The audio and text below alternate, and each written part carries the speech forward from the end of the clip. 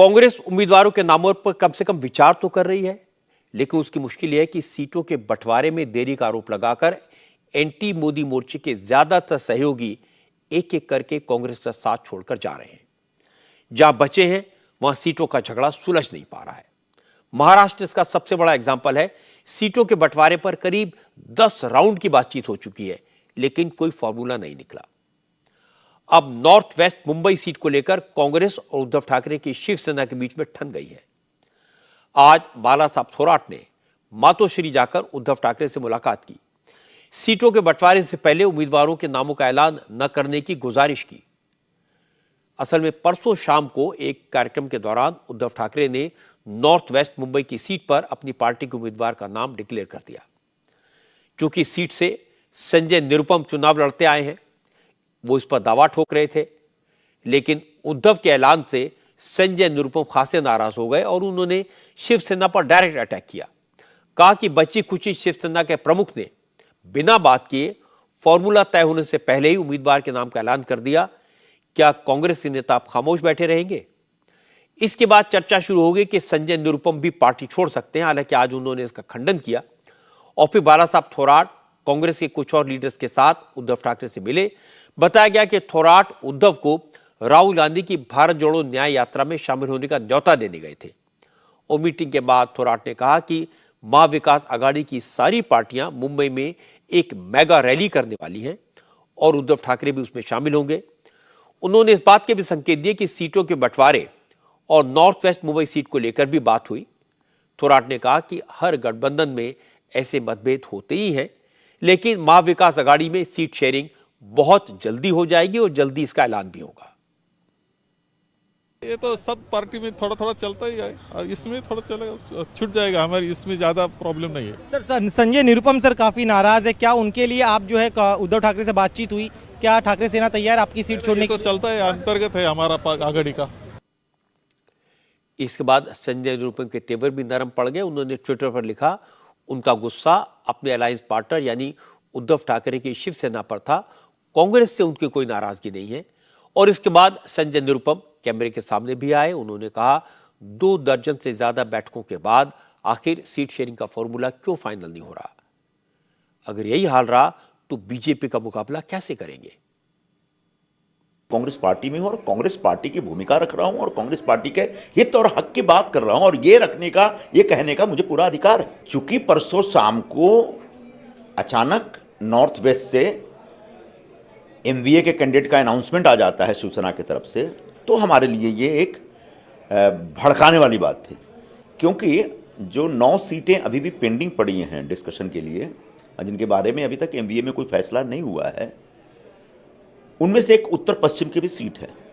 और ऐसा माना जा रहा था कि एक बार अगर फाइनल डिसीजन होगा तब पता चलेगा कि यह सीट दरअसल किस पार्टी के पास गई, कांग्रेस के पास जा रही है या फिर शिवसेना। कांग्रेस का आग्रह है कि यह सीट हमारे पास रहनी चाहिए। जो हमारी तरफ से सीट शेयरिंग में जा रहे हैं, उन लोगों ने ही मुझे बताया कि अभी भी यह सीट पेंडिंग है और मैंने उनको कोट भी किया है, नाम सिर्फ नहीं बता रहा हूं मैं। तो मतलब ऐसा कुछ नहीं था। हां, निश्चित तौर पर कार्यकर्ताओं में एक संभ्रम की स्थिति है। चुनाव का वक्त आ गया है और जितना जल्दी वो फैसला होना चाहिए, और अब तक लगभग 2 दर्जन से ज़्यादा मीटिंगें हो चुकी हैं और इतनी मीटिंग होने के बाद भी कुछ सीटों के ऊपर आप फैसला नहीं कर पा रहे हैं, तो उससे निश्चित तौर पर एक गलत मैसेज जा रहा है। उनने कुछ सीटें अनाउंस की तो हमने भी कुछ उम्मीदवार अनाउंस कर दिए। निश्चित तौर पर उन्होंने ज़्यादा उम्मीदवार अनाउंस किए क्योंकि उनको शायद ज़्यादा सीटों पर चुनाव लड़ना है। हमारे साथ कम सीटें होंगी तो हमने कम कैंडिडेट्स के नाम अनाउंस किए, लेकिन हमारी तरफ से भी अनाउंसमेंट आया। हाँ, थोड़ा और तेजी आनी चाहिए, इसमें कोई शक नहीं है। दूसरी तरफ महाविकास आघाड़ी में सीटों के बंटवारे पर झगड़े को लेकर शिंदे सेना ने उद्धव ठाकरे का उपहास किया। शिंदे सेना के प्रवक्ता दीपक केसरकर ने कहा कि बालासाहब ठाकरे ने कहा था कि वो कांग्रेस से समझौता करने के बजाय शिवसेना को भंग करना पसंद करेंगे और अब उद्धव उसी कांग्रेस की गोद में बैठे हैं। दीपक केसरकर ने उद्धव को चुनौती दी, अगर उद्धव को लगता है कि जनता उनके साथ है, शिव सैनिक उनके साथ हैं, तो अकेले चुनाव लड़कर दिखाएं। कांग्रेस से गठबंधन क्यों करना चाहते हैं?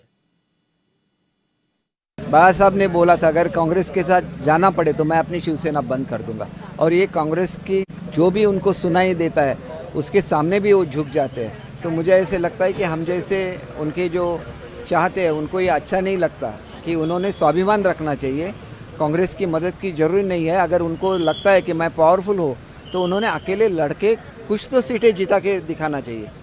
आप खुद लड़िए, 4 भी सीटें जिता के दिखाइए तो आपका खुद का पावर रहेगा।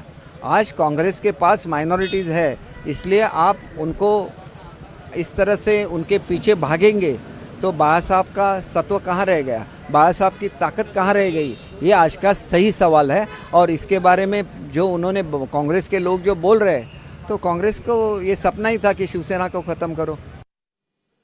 अब देखिए, दीपक केसरकर महाविकास आघाड़ी पर निशाना लगा रहे हैं, लेकिन महाराष्ट्र में सीटों के बंटवारे का झगड़ा तो महायुति में भी है।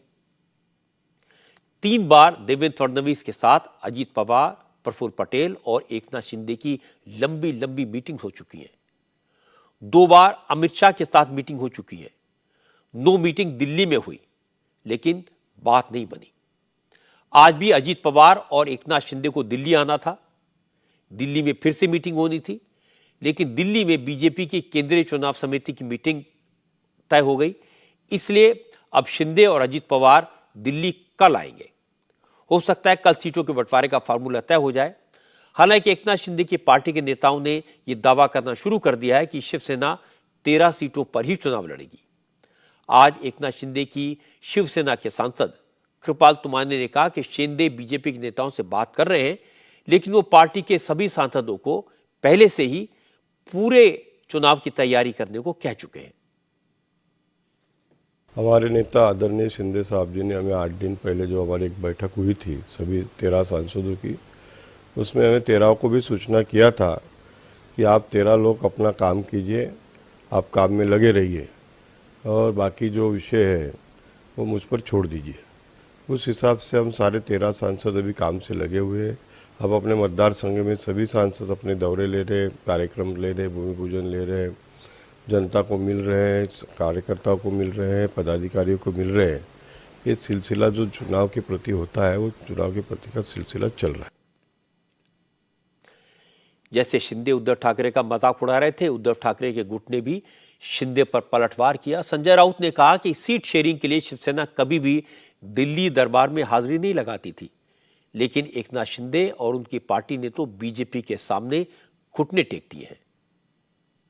झुक गए हैं, चरणों में बैठे हैं, जूते साफ कर रहे हैं दिल्ली के।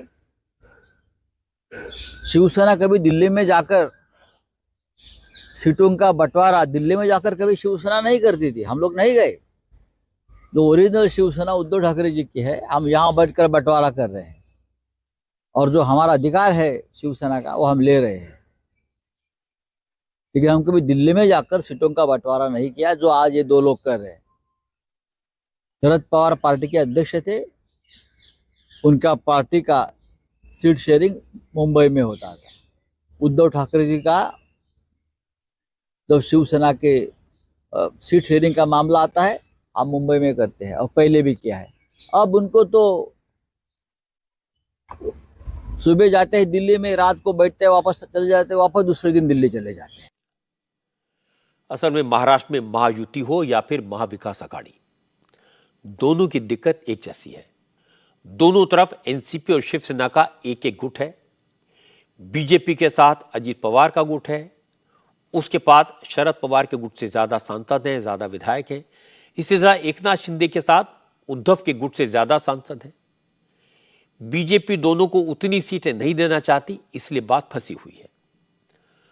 दूसरी तरफ कांग्रेस शरद पवार और उद्धव ठाकरे को उतनी सीटें नहीं देना चाहती जितनी सीटों पर वो पिछली बार लड़े थे। शरद पवार तो इस बात को समझ गए हैं, लेकिन उद्धव ठाकरे अड़े हैं।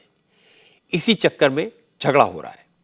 जैसे ही झगड़ा सुलझेगा, दूसरे गठबंधन के खींचना सुलझने का रास्ता भी अपने आप निकल जाएगा। हालांकि बीजेपी के साथ चुनौती सिर्फ महाराष्ट्र में है, लेकिन मोदी विरोधी मोर्चे के नेताओं की मुश्किलें कई राज्यों में हैं। ममता बनर्जी ने कांग्रेस का साथ छोड़ दिया है। ममता पहले तो बंगाल में कांग्रेस को 2 सीटें देने की बात कह रही थी, लेकिन अब ममता ने सभी सीटों पर अपने उम्मीदवार मैदान में उतार दिए हैं। कांग्रेस के लिए कोई सीट नहीं छोड़ी। हालांकि आज शरद पवार ने कहा कि वो ममता से बात करेंगे, उन्हें समझाएंगे। हम सबने तय किया था कि बैठकर चर्चा करें और फैसला लें। मसलन दिल्ली में आप और कांग्रेस ने एक साथ चुनाव लड़ने का फैसला लिया। यूपी में समाजवादी पार्टी और कांग्रेस मिलकर चुनाव लड़ने जा रही हैं, लेकिन दूसरे राज्यों में इस तरह की सहमति अब तक नहीं बन पाई है। अब जैसे कि प्रकाश आंबेडकर राष्ट्रीय स्तर पर हमारे साथ नहीं है, हमने उनसे अपील की है कि वो हमारे साथ हैं उनमें सहमति बनी है। सवाल सिर्फ पश्चिम बंगाल का है। उन्होंने सभी लोकसभा सीट लड़ने का फैसला लिया है। मैं आज या कल में ममता बनर्जी से इस बारे में बात करने की कोशिश करूंगा।